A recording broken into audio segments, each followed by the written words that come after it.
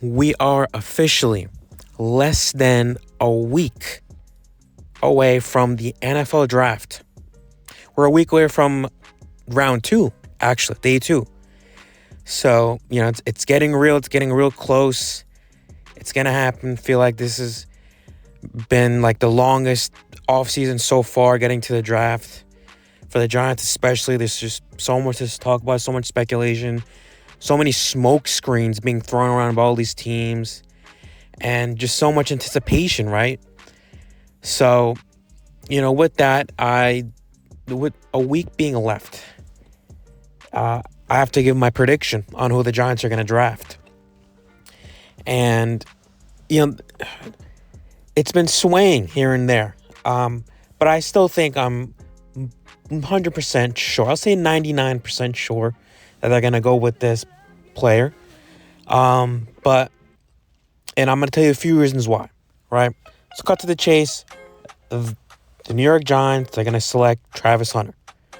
Okay, I have them selecting Travis Hunter.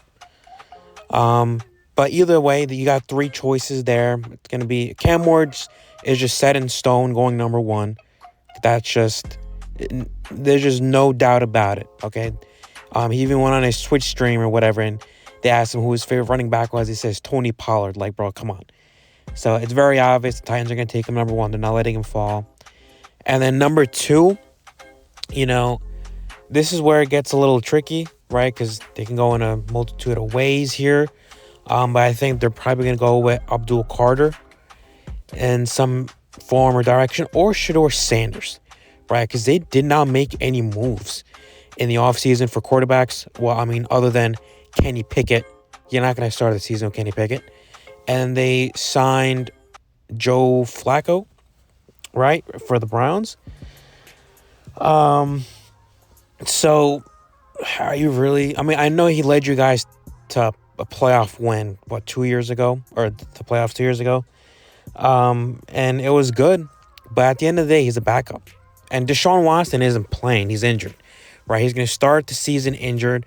And the owner regrets that contract. I think Deshaun Watson on his way out. So it's basically a 50-50 with Shedeur Sanders, right? They want to get their own young quarterback, right? They need a young QB.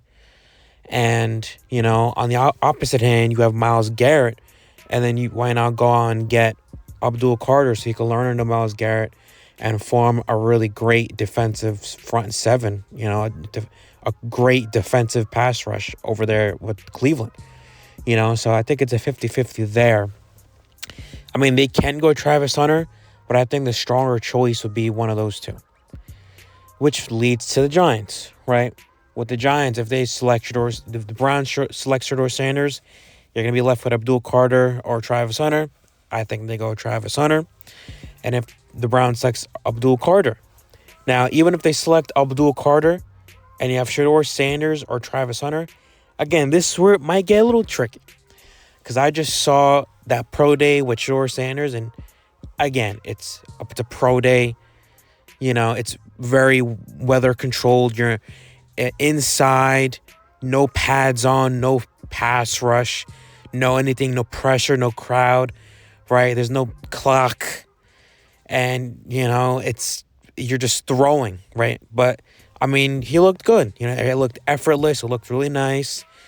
His mechanics look really nice, really sweet. His deep balls, all of them were 100% accurate. The wide receivers didn't catch it, but they were on point. So regardless, it's a 100% upgrade over Daniel Jones, right? Now, I was always the proponent, they're not going to select Shedeur Sanders. He's not that good. I'd rather prefer somebody else. We could choose a better quarterback next year. If it's not Jaden Daniels, then what's the point, right? Or if it's not Cam Ward for this draft, then what's the point? But, he looks very good, For whatever reason, I may have to hate Shedeur Sanders, whatever. I don't like the way, he grew up as Deion Sanders' son, grew up spoiled, whatever. He's just there for the attention for the New York Giants, whatever. Whatever reason you could have to hate him, he's still a good quarterback, Again, way better than Daniel Jones. And, you have Malik Nabers, and he's proven to he went to a rebuilding team in Colorado, and he turned that around. Him and his dad, I think, really him, and he showed a lot of clutch factor. They had no run game, no defense, no offensive line. So going based off that, you really got to think like, damn, Shedeur Sanders made that team look really good, right? And that's where that 1% is kicking in, right, for this decision, right? It's a big 1% right there. But I still think, with all that being said, I still think it's going to be Travis Hunter. Why? Because, just a couple of reasons, right? First reason why is that John Mara came out and he was trying to fire this guy. I think I read a report somewhere where John Mara was out asking other executives around the league if they wanted to work as a general manager here at the New York Giants, and all of them said no. So he was looking for Joe Schoen's replacement last season. But then all of them turned him down because nobody wants this mess. So he was stuck with Joe Schoen. Okay, so that's number one. And he said it himself that, he was losing patience. So what does that mean? It means that if you don't win games this year, Joe Schoen is out. Okay? So that's the first reason. And the second reason connects to it. Now, if your job is on the line, you're not trying to select a quarterback that's going to sit for a whole year. Okay, you have Russell Wilson. He's a Super Bowl winner. He's a Hall of Famer. Everywhere he goes, he wins. He's a minimum 500 quarterback. He's very good. He got the deep ball. He can do anything you want him to do. He's an elite quarterback. You already have Russell Wilson for at least a year, right? Why not build around him, right? You go and get Travis Hunter, who can not only play an elite wide receiver position, but he can also play an elite cornerback position, right? I don't believe in Shane Bowen. That's a different topic for a different video. But we have a lot of injuries on our team every single year, right? Overfeeding Malik Neighbors is not going to get the job done. Okay, even a Jamar Chase has T. Higgins. A.J. Brown has Devontae Smith.